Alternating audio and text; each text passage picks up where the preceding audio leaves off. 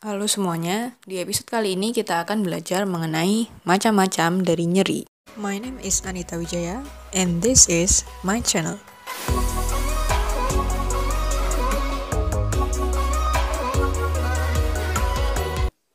Jadi nyeri itu dibagi berdasarkan macam-macam, klasifikasinya macam-macam.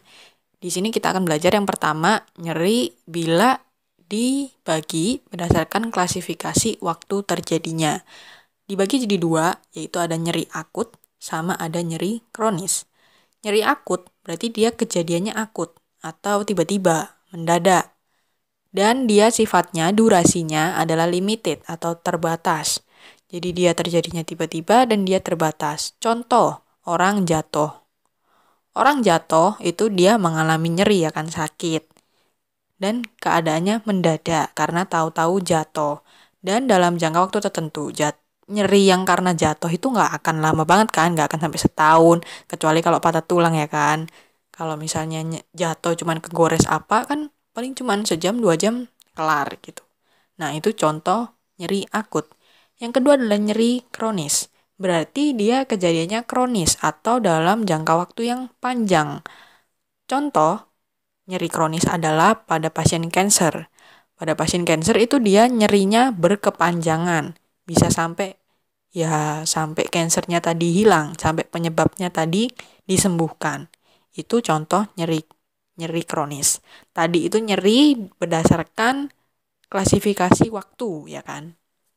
Kemudian sekarang ada lagi klasifikasi nyeri berdasarkan objeknya, maksudnya sumber nyerinya dibagi jadi dua, yaitu ada nyeri nosiseptif sama ada nyeri neuropatik.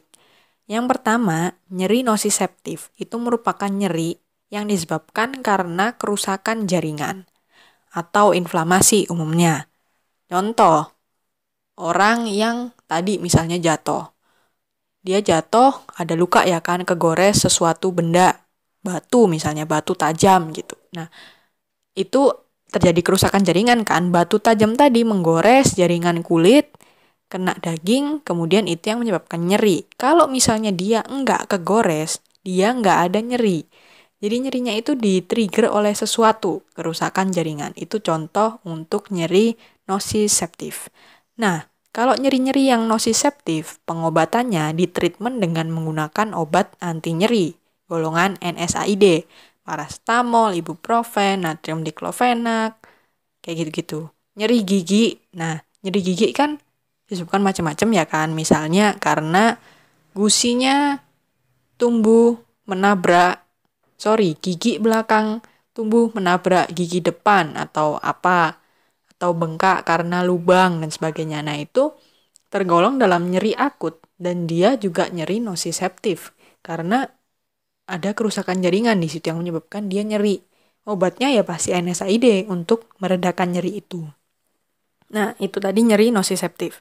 Nyeri yang kedua yang dibagi berdasarkan sumber terjadinya adalah nyeri neuropati. Nyeri neuropati itu nyeri yang disebabkan karena kerusakan jaringan saraf. Nah, di sini beda sama nyeri nosiseptif ya kan. Kalau nosiseptif itu kerusakan jaringan ya, jaringan kayak kegores tadi itu dan sebagainya. Nah, kalau yang neuropatik itu lebih ke saraf. Contoh dari nyeri neuropatik adalah misalnya nyeri sentral atau central pain. Misalnya nyeri yang menyertai pasien stroke, kemudian spinal cord injury, kayak gitu. Itu dia ciri-ciri dari nyeri neuropatik itu adalah pada area saraf sensoriknya itu didapatkan rasa terbakar. Ya kan, rasa nyerinya itu seperti rasa terbakar atau nyeri lepuh. Nah, itu tanda-tanda dari nyeri neuropati. Obat apa yang digunakan untuk mentreatment nyeri neuropatik? Biasanya itu menggunakan adjuvan analgesik. Jadi bukan pakai NSAID, biasanya pakai antidepresan trisiklik itu yang sering. Contohnya adalah gabapentin, misalnya pregabalin, kemudian ada amitriptilin, kayak gitu. Jadi kalau misalnya ingin menentukan treatment untuk nyeri, itu kita harus lihat dulu dia nyerinya tergolong nyeri apa, ya kan? Kalau misalnya nyeri neuropatik diobati dengan obat NSAID pasti kurang tepat. Sehingga nanti malah efek samping yang ada, jadi kurang tepat. Sebaliknya juga kalau misalnya dia nyeri nociceptif tapi kita obati dengan obat-obatan nyeri neuropatik juga kurang tepat. Jadi itu sekian dulu video kali ini. Jangan lupa like, share, komen, dan subscribe. Thank you.